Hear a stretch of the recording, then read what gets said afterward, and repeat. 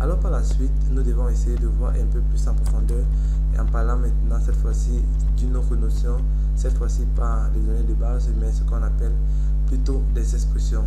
Alors, c'est quoi une expression? Comme vous pouvez le constater là, une expression c'est un morceau de code pouvant être évalué. Donc, quand on parle d'évaluer, vous pouvez le constater ici. Si je prends par exemple ma valeur,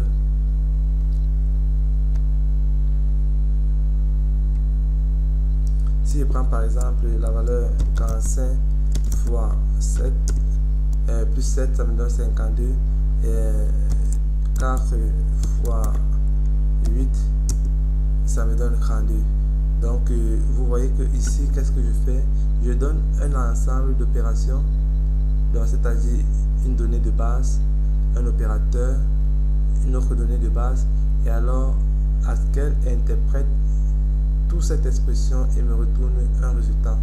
Donc, lorsqu'on parle d'expression, on voit en l'occurrence une composition entre les données de base et les opérations. Donc, voilà un peu en gros de quoi il est question.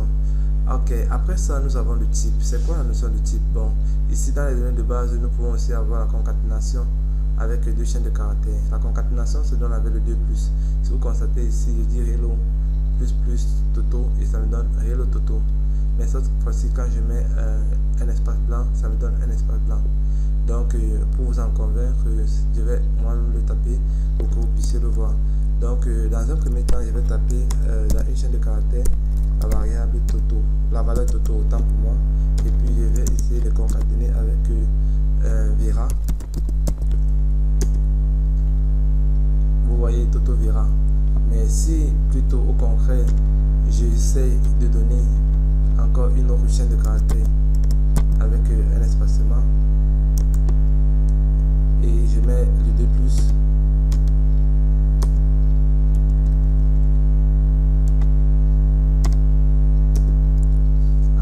Me donne avec l'espace. Donc, ce que nous devons comprendre déjà, c'est que contrairement aux autres langages de programmation, en Haskell, nous avons 2+ pour la concaténation.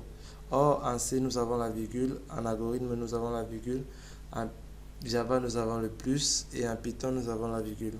Donc, j'espère que ça vous permet de mieux comprendre déjà la syntaxe de ce langage, parce que comme je vous le disais encore ce matin,